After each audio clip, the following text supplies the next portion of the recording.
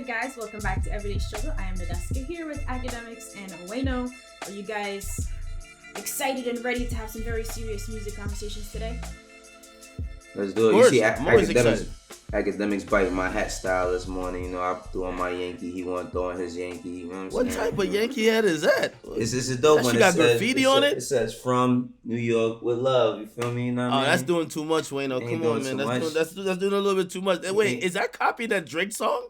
What are you talking Which about? one of your homies made that, man? Yo, You know, from Florida with Love? Like, which one of your homies made that, man? That's Here doing a you little bit go, too much. man. Here you You got to go. wear that with a do-rag and definitely a pair of Timbs. Facts. Stop it. But good morning, Nadeska. How you feeling? You good?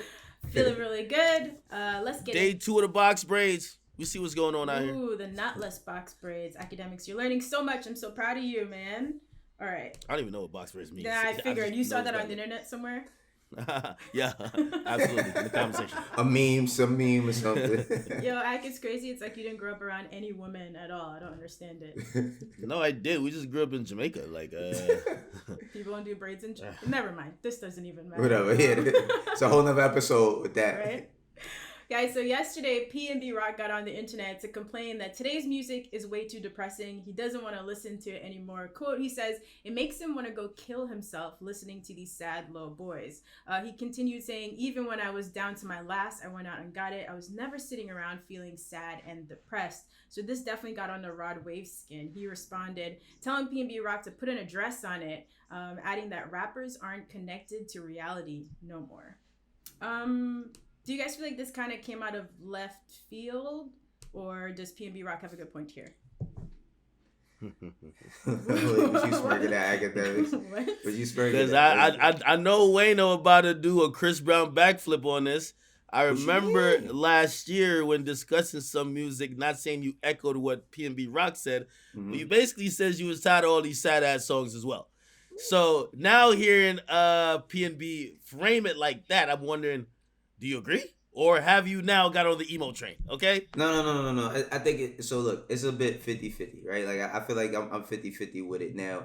On one hand, Do no cartwheel. no, listen, I still stick to that. Nah, I still stick to that. Like I really most days I can't get into hearing like these somber, sad, like fucking records just because of how I grew up. Like when you go through tough things, like where I was raised and how I grew up is you just figure out how to get through it. You don't really deal with your traumas. You just push through, which might not always be the best thing. Now, when it comes to like, you know, these, I feel like it's a fucking sad song overload because remember I said, I'm like, yo, before you had to be a lyrical rapper. Now I feel like you got to be a sad rapper to get attention, which I'm not a big fan of because I just think that influences a whole generation of people who may hurt themselves or do all types of shit because they're listening to certain music. But at the same time, I understand why people are making certain types of records. I didn't look at Rod Wave like that. I didn't think he was talking about Rod Wave at all. So to see him respond was bugged me out a bit because I love Rod Wave's music and I don't think it's depressing. You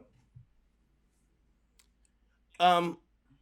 That's an interesting take. Well, first of all, you know, I think PNB Rock saying that it's a little bit ironic. You know, him and X, they were really cool. X is like top tier, like Mount Sad Rushmore rapper. level of, you know, the emotional rappers, or shoot, even rappers that he said on his album 17, I'm making this only for people who are suffering from depression. He had specific instructions. Lock yourself in a room, turn off all the lights, sit in like, you know what I mean, Indian style, and listen to the album. Literally, that was his instructions. So knowing how cool they were, they did songs together. It's a little bit you're looking at PNB Rock a little sideways, like, bruh, you know, the guy who you really fuck with kind of did the same thing. But all in all, I'm not that mad at like this sad wave or whatever. You get me? Like, truth be told, is like all this, like I guess I don't know. Maybe he wants like club type music. Most of these kids these days, they're not in the clubs, bro. Like they're literally going through. He never said a club, academics, but I mean, you could go there. He never said a club, but. Yeah, but you know what's also categorized as like sad heartbreak music, like say even Juice WRLD when he dropped Goodbye and Good Riddance. Right. That's a breakup album. But that's you're naming, yo, you're naming the yo, elites. like, you're naming the top tier. No, elite even guys. Yachty. Everybody kind of clowned him, but Teenage Emotions, he was literally just trying to say that, yo, listen, we get happy, we get sad. People, Has Yachty rappers made that just same type been- of music since then, though? Has Yachty been making Absolutely. that? He hasn't making the same type of music off of Teenage Emotions that he makes today. It's not the same. bro, his content varies. You get me? Yeah. And I think that's where PNB Rock has it wrong. Like, yo, first of all, PNB Rock has some really real songs, but like, yo, I commend the newer wave of rappers who not only could do that at times, but they could actually explore and explain themselves emotionally when they're not feeling well. You know what I mean? I think that's part of like mental rehab. But act you like I said, you mentioned the top tier of those guys. Let's act like everyone you mentioned, like Juice World, X, like they don't have like 20 sons apiece. You know what I'm saying? And I think that, people going through shit, Wayno. Oh, It's man, 2020. We got the Rona. I'm not Yo, saying Wayno, that come people on, not man. going through shit. Wayno, Listen, I know that's you only tough. one part of the day. That's only one part of the day. Like, that's not everything. That's all I'm saying is like that shit can be, it's music, but it can be a downer. Can we both agree on that? Like some days, like It could be a downer. It could be a downer. Like all day we might be going through shit, but all days are not bad. That's all I'm saying. All days aren't bad. I think there's a very fine line here, right? And while I disagree with PNB Rock, even when X was alive and at his peak, you would say people were questioning not only him but other people around him, or not around him, but other people that was doing the same type of music, saying, "Hey, are you guys like trying to just capitalize off depression?" Like, because I'm not gonna lie to you, I saw a bunch of fans trying to fit in with a wave. Fans that was happy as fuck, they live a great life. They're claiming they're depressed. Exactly. So that when I'm like, okay, I get it. You know what I mean? There should be some balance. But isn't there balance? I guess that's my question. Is there not enough variety in rap that you can tune out the sad music if it's not for you and listen to other things? I ain't gonna lie, the sad shit's what's running up the charts. Last year it felt like that. I don't think it feels the same this year. I mean, the thing is, Pop name Smoke. some happy shit that's Talking about good. Pop the Smoke Baby, music Roddy is Rich. sad. That's not sad music. Yeah. Lil Baby, Gunna. Okay. Thug. Look, see, okay, no, this is what he does. okay, This is what he does. This is what he does. okay. I'm just When you throwing bring names it out. up, when you bring No, that up, no, this no, week he's gonna flip it. you're Now you bringing flip up- it. Now you flip it. Go No, ahead and flip that's a different lane. Like, so you're just supposing the like street rap. That's drill rap. it. No, street rap is not drill rap. No, but if you mention Pop Smoke up front, Okay. Pop Smoke, Lil Baby, just say street rap. Street rap versus emo rap. That's not like, those aren't like the exact opposites. I think what PNB Rock is talking about is just like turn up happy music, that type of shit. He's used to making that and hearing that. Now all he's hearing is I'm sad. I hate my life. To play devil's advocate, right? You mentioned Little Baby, and this is where the balance comes in. Your favorite song, you've said it 20 times, so I remember, is I love Emotionally Sashi. I'm Scarred. sorry. Wait, is Emotionally Scarred. But Little Baby, while he does have Emotionally Scarred, it's not a downer song, and there's a balance of other shit he has within his music. So all I'm saying is that it doesn't only have to be one way. Now those kids, they have their own wave. I'm not knocking it or whatever, but sometimes when you gotta listen to some shit like, yo, listen to this new dude. You might be having a fucking great Friday, got paid, you know what I mean? Like the sun is shining, and then you put this shit on. Niggas seeing shadows in their room, man. Let them rock, man. Niggas see shadows in their room. That's what I'm saying. Like, come on. Niggas is going through trauma. Also, I do believe, truth be told, I think the reason why the music sometimes seems so down is because of, and you know what I mean, go off the beaten path here, but I think it's sometimes the persistent drug use by the kids. Absolutely. Like they're all, but that comes in. They're that going plays through into extreme influence. emotions. That They're plays up. into influence, though. That plays into They're up, influence, and then they're completely down. That plays into influence, and all I'm saying is that it's like when you start bringing up these things as to like these kids going through certain shit. A lot of them, like you said, they just want to be a part of the wave, just like everybody else. So I don't believe that everybody that's listening or indulging in this music is sad. Another thing is when you bring up street rap, I always said that too. Like shit, when you listen to Jeezy albums or something, he's talking about emotional trauma. He just delivers it a certain type of way.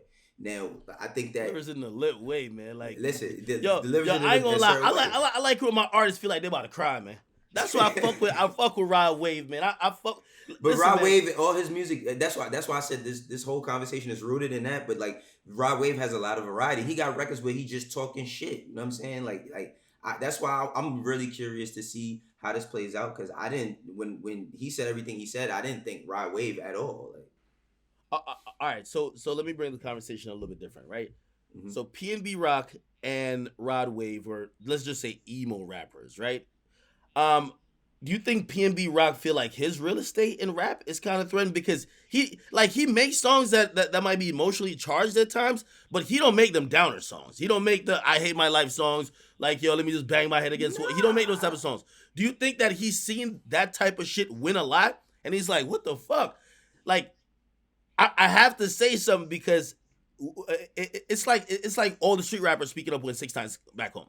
Yo, if the snitch is winning, the street is losing. You get me? So it's like you gotta speak up because it's real estate here. I don't know. I don't think it's that. I don't feel like PNB Rock is threatened. Like I feel like PNB Rock still has levels he could potentially reach, and that's due to how he presents his next shit, whatever. But I don't think that he's saying that because he's like, oh shit, my back's against the wall. They not fucking with me. They fucking with this. I don't think that's that at all.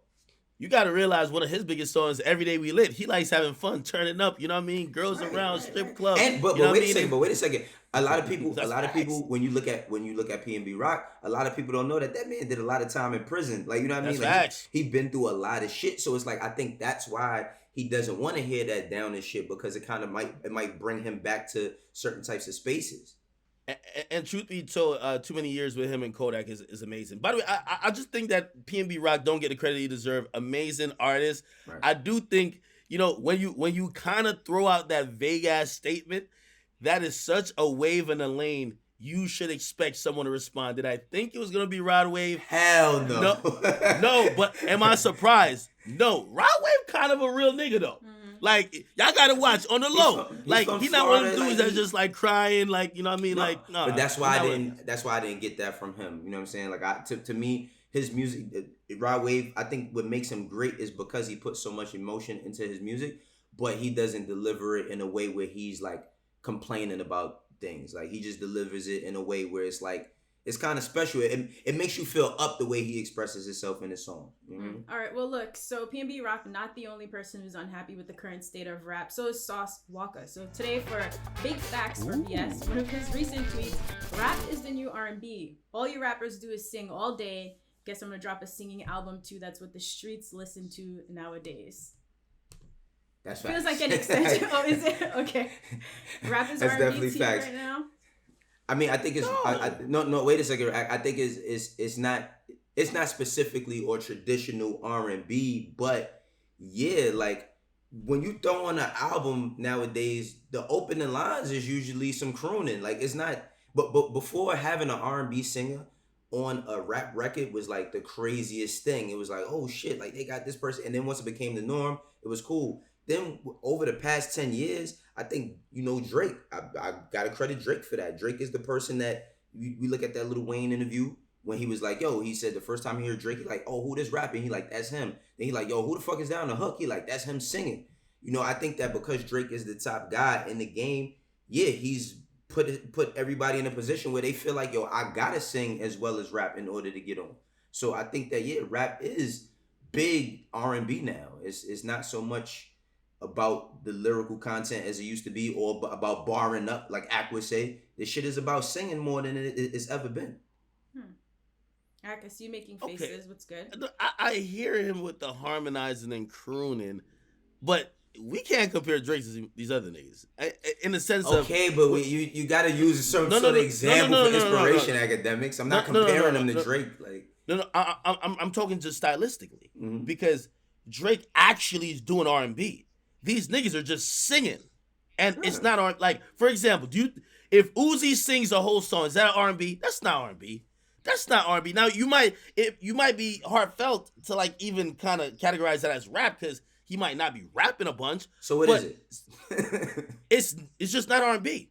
It's some other shit. Like the way how Yachty sings, Uzi sings, Young Thug. The way how Roddy Ricch sings, that is not R&B. The way Rod Wave sings sometimes. Rod Wave could pull off a fucking R&B album. Rod Wave could be a gospel singer. That's right. How is that different? I'm just saying. Look. So look. Let's not say R&B specifically because that's the words that Sauce Walka used, right? And I think when he said R&B, he meant just singing.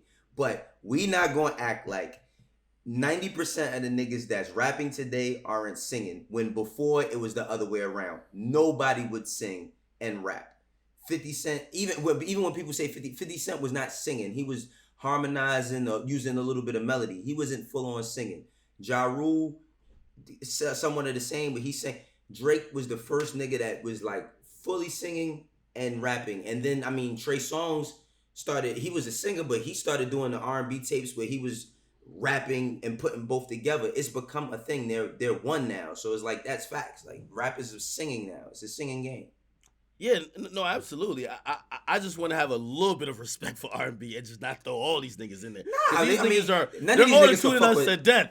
Like niggas some of can't these fuck niggas with sound her. like some of these niggas sound like a goat getting choked out. Like, come on, if you hear Trippie Redd and you tell me that's R&B, come on, nigga. So that do might you be guys ear feel like pollution, it's very difficult currently to be successful if you're not singing a little bit on your hooks?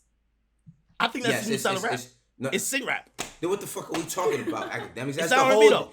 But Just that's have, why a little, have a little respect, man. Daniel Caesar's like, what's wrong with this nigga right now? Like, that's R&B. Listen, we know the reason why I said it's facts is because Sauce Walka said R&B, but I just now said right after that he's talking about singing Academics, and then you confirmed it. So what are you talking? What the hell we go back and forth for the past 5 You're minutes? not singing like The Weeknd, man. We got some respect, man. I'm telling you, I like R&B, man. All right. Whatever. Yeah.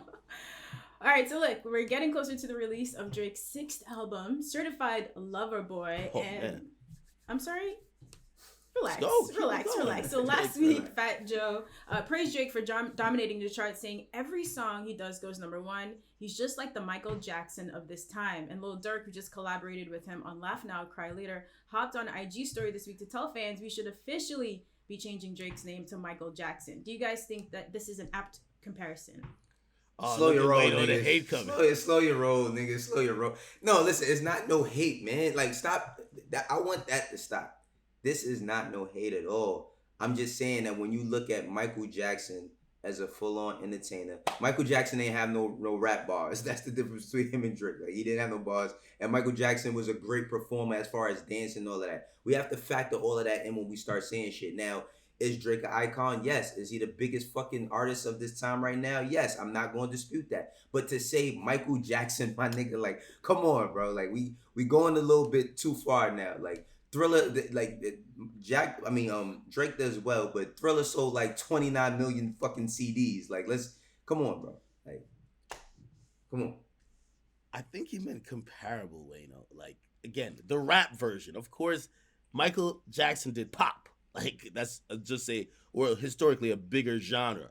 Mm-hmm. But in terms of his dominance over everybody else in the field for as long as he did it in, pretty much for the last 10 years, he's been kicking everybody's ass numbers wise with all the stats and everything else he's putting up.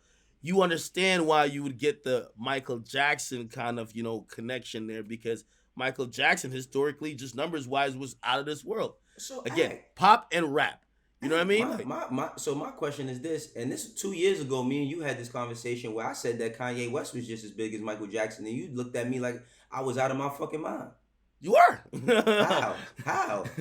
Come on, man. Yeah, I love Kanye, but Kanye ain't been doing Drake did. No, hasn't been doing. Look, hasn't been doing in the past couple of years in the academics. Now we going, because we got our own opinions about Kanye and his personal. No, I love Ye. We gonna act. Wait a minute. We gonna act like Kanye ain't fucking dominate and all this other shit and influence niggas like Drake to be Drake. Like, now we gonna just forget that.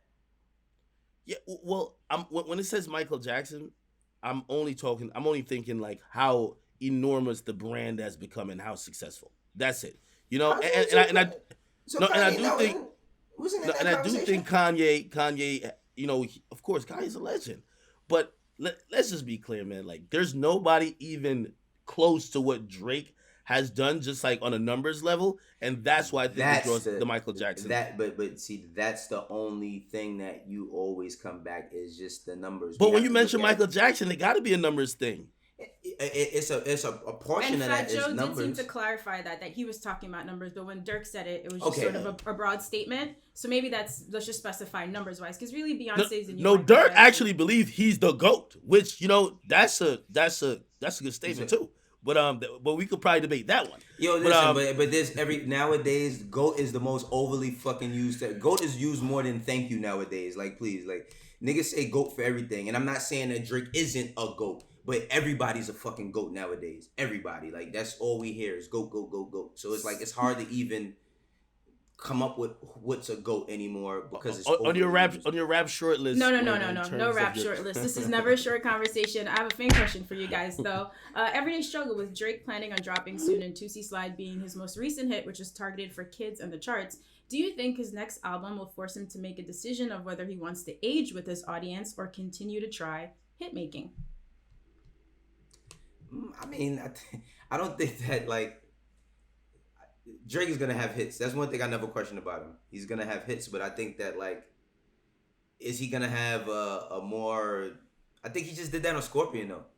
I mean, I feel like he just did that on Scorpion where he had like more records where his audience could grow with him as to do with his content, with him talking about what he was going through in the game, him talking about being a father, all that type of shit. I feel like he's pretty much done that already. I'm just looking for Drake to come with more R&B, like Ak would say, more crooning on this album, more hits in that realm, as opposed to just the rap shit. Because he just did a whole album of just rapping with Scorpion, and the other shit that he just dropped, the mixtape.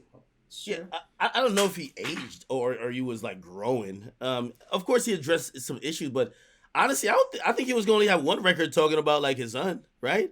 And then Pusha T happened, and then I think he cleaned up a lot of records. He addressed a lot of shit on there. Yeah, but I mean, something about the presentation. I love that records song. but that's what I'm saying. Like records like Emotional. I love that song. I feel like that's Drake. Because I think when people think of Drake growing, everybody has this idea of now when an artist grows with their music, they thinking about like 4 for 4 or some shit. I don't want to like. I'm not ready for that type of Drake. But I think he's also going off. I think he thought that last album was gonna be like his quintessential classic. The people who like the rap shit, the people like the R&B shit, yet he got a lot of criticism. And I think after that, he is kind of like at a, he's at that fork in the road where it's like, okay, cool. To be honest, if I keep dropping these hits, I'm going to, keep elevating myself in how people look at me as a brand and just as an artist. Or I could keep trying to chase, like, that's kind of the aging conversation. Chase that, like, overall respect, which I probably ain't gonna get from some of these niggas. I think that overall. So that's where you get the TikTok records. Yo, yeah. You know what I mean? Even Laugh Now Cry Later, Laugh Now Cry Later. We don't want to hear you Tootsie talk Slide. about that. We don't want to hear you talk about both of them. I do believe that they're aimed for a younger audience.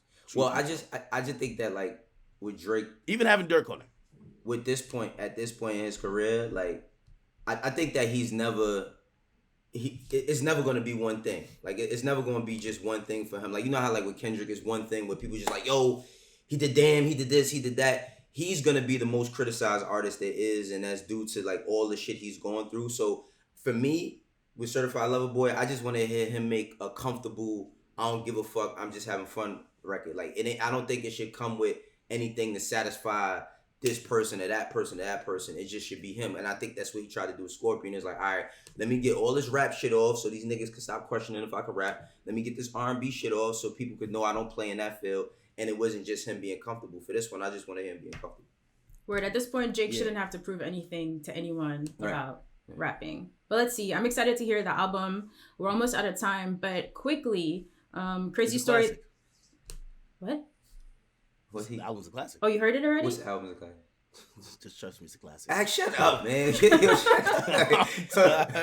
All right, that's enough of Drake for the day, okay? We've reached our Drake meter, okay? There's never enough Drake for academics. Guys, so this story broke yesterday, and this was pretty crazy. So according to the New York Times, 2 men have finally been arrested and charged for Jam Master Jay's murder. This happened back in 2002. There are definitely a lot of unsolved murders in hip-hop history. So I think this is really amazing that there's finally some closure for his friends and for his family.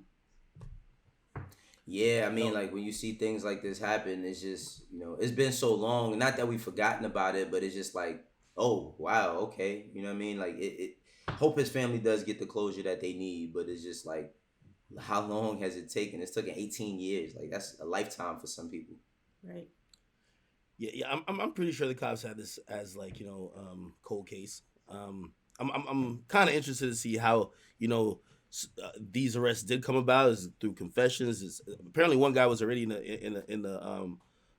was already locked up. So, maybe that assisted in them solving this crime. But usually we don't see after 30 days, the cops don't give 2 fucks. So I'm glad it brought closure. I will say, though, There was some friends of his that came out on record like 2 years ago, and they were still certain. They were like, "Yo, hey, justice will be served at some point." So to see that actually happen like 15 plus years later, like it's amazing. You know, I hope it definitely brings closure to the family. Absolutely. They really, really deserve it. Guys, that is our show for today. I will get to your numbers tomorrow. I know there's a big number one you're really excited to talk about. Thank you guys for sending your fan questions. Keep hitting us on Twitter at everydayshrug with 2 G's, and we'll see you here tomorrow.